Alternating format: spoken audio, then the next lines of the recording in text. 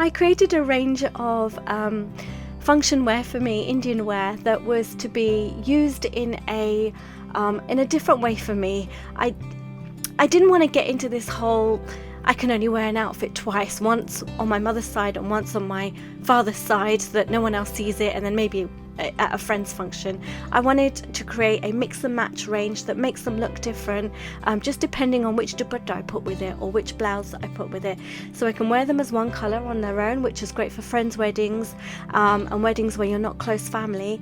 And then when it's you know, a little bit dressier, the need is for a little bit more dressier, then put a heavier dupatta and then put a gold blouse, and then make it even more richer with accessories like a nose ring or an armlet or a double necklace, which I do a little bit later on, and have fun with it. Put some contrasting colours together or keep it plain.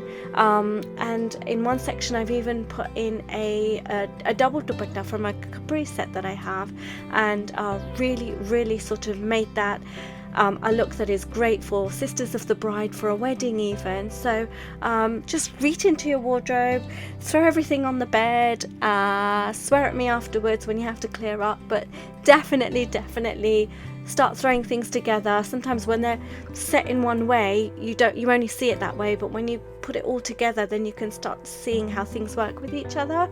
I really love this pastel wear that I've created, but I equally love the colors too.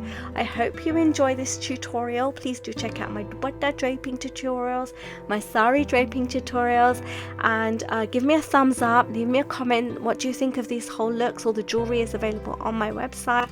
Oh my god, it was so cold on this day. Although it looks nice and sunny, it was raining and it was so windy. It was freezing and icy cold wind. Anyhow, you know what to do. Please do rate, subscribe, comment, thumbs up, share, comment, subscribe, rate, all those lovely things. Take care. See you soon. Bye.